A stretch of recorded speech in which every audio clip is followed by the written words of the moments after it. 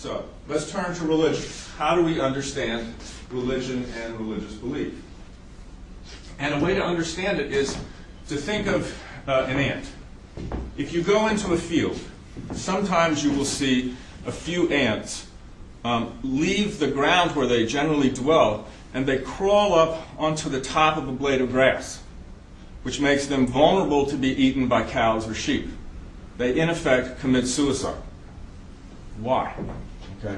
Why would they do such behavior? The reason is that their mind, their brain, has been taken over by a parasite, a lance fluke, and the crucial part of its life cycle is in the gut of a sheep or a cow. The way to think about religious ideology, religious beliefs, it's like a mind parasite or a mind virus. It basically hijacks mechanisms in our brain and the actual mechanisms that generate those beliefs. Okay, so we have mechanisms in our mind, which I'll show you, which can generate these beliefs, also make us vulnerable to these beliefs. And these religious ideologies have been honed over years and years and years to be very effective at hijacking or parasitizing these capacities that we have.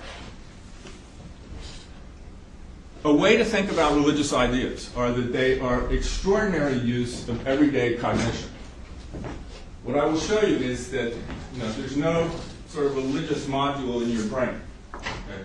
Religious ideas are a byproduct of cognitive mechanisms designed to solve other problems. Now, what's a byproduct? Let me illustrate it this way. Some of you are taking notes. Reading and writing is a byproduct. It's a cultural byproduct of biological adaptations. Many biological adaptations. Fine motor skills, vision, language. There's all sorts of things that go into the cultural product of reading and writing. And obviously it's been very successful. But there's no reading and writing module in your brain. It's a byproduct of other biological adaptations designed originally to solve other problems. Music. Music is a cultural byproduct. It's a byproduct of our language. Hard vowels and consonants, designed for language, but put to rhythm. Probably originally the rhythm of a beating heart. All religious ideas are basically human concepts with a little alteration, crediting nature with some capacity for human thought or symbolic thought. One of the key factors of religion is what are called minimally counterintuitive worlds, MCIs. What does this mean? If I tell you that a tree out there will study your law books, take your exams, cook spaghetti, park your car, you're not going to buy me on that, okay? But if I tell you that there's a tree on a mountain, and that tree, at certain times of years, may hear your prayers, you're going to be vulnerable to believe that, okay? And this is true of all religious ideas that make them attention-arresting and memorable, okay? They are a slight violation of expected norms, just a slight violation, but it leaves all the other expected norms and knowledge in place, okay? If you think of the current views of God, okay? God is everywhere, he can go through physical objects, but, if you take one step back, all the other human capacities and expectations are there. God thinks, perceives, hears, communicates, he can understand my slightly accented Southern English, but, there's all the normal, expected, intuitive knowledge with one slight alteration. And this is true of all religious ideas, and that's what grabs our attention. Okay. I want to move now into sort of some of the mechanisms. We're going to sort of deconstruct religion and some of the mechanisms that make us vulnerable to generate supernatural beliefs or to be vulnerable to accepting. The first is decoupled cognition. This is a fancy word for the following. As you all have already been sitting here listening to me, I will bet most of you have, while you're listening to me, thought of a conversation you had with somebody earlier today, or are already thinking about something you have to do this afternoon. that right, everybody? Sure. Okay. This allows us, in the present, to have complex interaction in our minds with unseen others. Okay? And you can see the adaptive advantage of that. It's crucial to memory, to planning. Right now, while you're listening to me, you can think about a complex interaction with unseen others. We take it for granted, but it's an extraordinary piece of cognitive software. Extraordinary. Okay? And you can see that that is just sort of one step away from communicating with a dead ancestor or communicating with a god. Now, I see here people that have got gray hairs like me, and so there are people that, through their lives they've lost. I'm sure, I do. You have moments where you're still communicating with somebody who's not here. You go to the grave, you talk to them. It's a human attribute. And you can see that, religious ideas can very quickly grab onto that.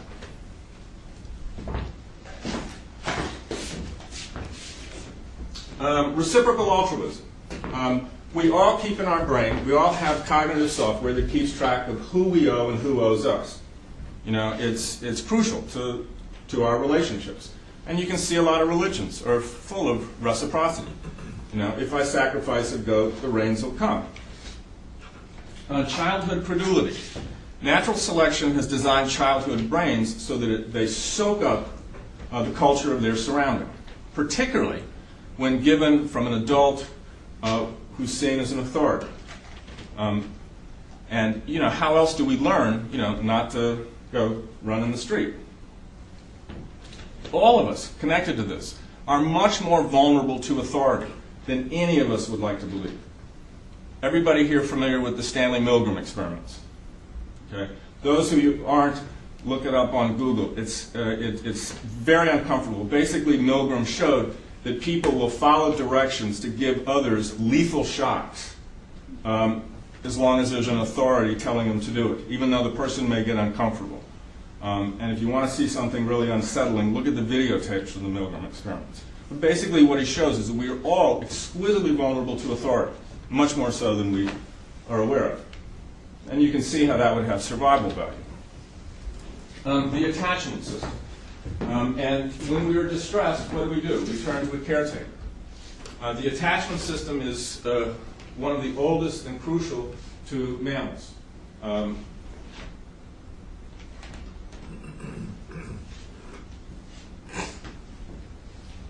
Again, all of us, even as adults, when we are in pain, we turn to people with whom we have caretaking attachments. Okay. What are a lot of religions? You turn to a caretaker, a super parent, so to speak, or a super caretaker. The attachment system is part of romantic love. When we form long-term relationships with individuals, it's that attachment system, even as an adult. But even the capacity for romantic love is hijacked by religions. How many of you have seen the letters of Mother Teresa at the time that she became a nun? And she talks about falling in love with Jesus, getting married to Jesus. If you remember, if any of you saw the movie The Painted Veil, the Diane Rigg character of the nun has a speech in there where she talks about when she was a young girl falling in love with Jesus. That was who she fell in love with as a young girl. Of course, we now know that Mother Teresa had lost her faith very early on in her life and suffered enormously from it. When you look at this picture, think for a moment what it calls up in your minds. Okay? For me, when I look at it, I think of a kindly older brother. Okay? All of us have the capacity for transference. This was something that Sigmund Freud discovered. And it is basically that we base present relationships on past relationships. Okay? We basically learn as children how to negotiate relationships. If you saw the movie Memento, it's a nice illustration of what happens when you lose that capacity. And you have to learn about relationships with each new relationship. Okay? Think of the capacity for transference that most religions hijack. Transferences to parents, to good mothers, good fathers, angry fathers, angry mothers, the capacity for transference. And you can start to see how these various discrete mechanisms come together in religious ideas and also in our capacities to generate religious beliefs.